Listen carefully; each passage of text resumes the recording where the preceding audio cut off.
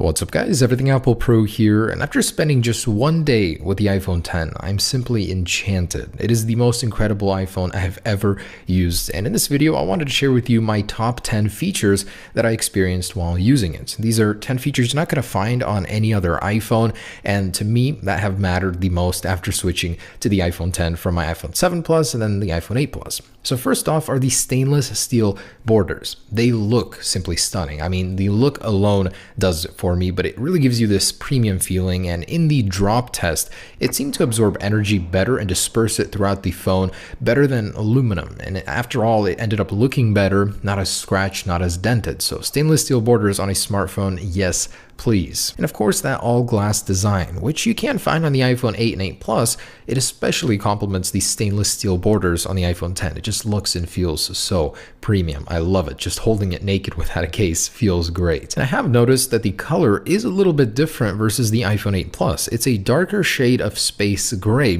which further complicates things as Apple's definition of space gray seems to change every single time they release a new product. It especially reminds me of the Mac Pro Tower. It's a very similar shade and feel of the color. And of course, the reason you're probably even considering the iPhone X is the star of the show, the new display, the 5.8-inch edge-to-edge organic LED display. And although I would have preferred it like this, which I think eventually we're going to get to this point, I will take it over the previous LCD any day. It just seems to sit on top of the glass instead of inside of it like the LCD. Now this is also the sharpest display ever on an iPhone, but it is still a pentile organic LED display, which also has quite a bit of flaws. Of course, moving on to Face ID, one of the other reasons you're probably buying the iPhone X, it's really a great replacement to Touch ID. Yesterday we put it through its paces, it's secure, it seems to work in almost every environment. It really is a true successor to Touch ID. Now with some software things figured out, I think it could get better, animations and all that,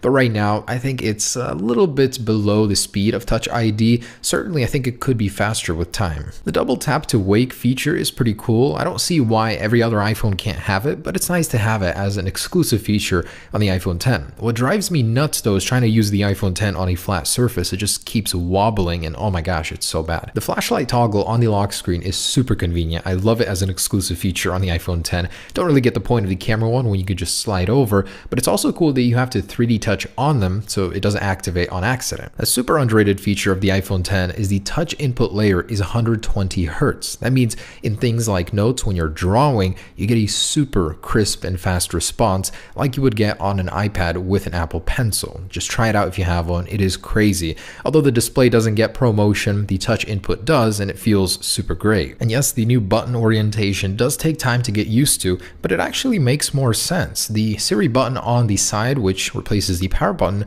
is very comfortable now. You don't have to reach all the way down to the bottom of the phone to activate Siri, and to turn off the device you have to hold the volume up and the power button, which saves you from accidental power button input in your pocket. And yes, I do love the new app switcher on the iPhone X. To get into it, you slide up and over like a reversed L. It's a really great function on its own, but also to clear all in the app switcher is much faster. Just tapping those little minus buttons, much like on the iPad, is super quick instead of sliding each one up individually. I really like it. And by far, one of my favorite features of switching to the iPhone X is the bottom gesture control. Switching between applications has never felt more fluid and easy. It's just great, guys. If you ever get a chance to play around with an iPhone X, do this. It will sell you on the whole no home button thing. And the Animojis. It's cool that Apple took their Face ID tech, something that is so complicated and technological, and turned it into something so fun. And I think with time we'll see more and more from it, but it's just cool that you can do stuff like this in real time. Also a favorite of mine, on the lock screen, to hide your notifications just by not looking at them is pretty cool. As soon as you look over,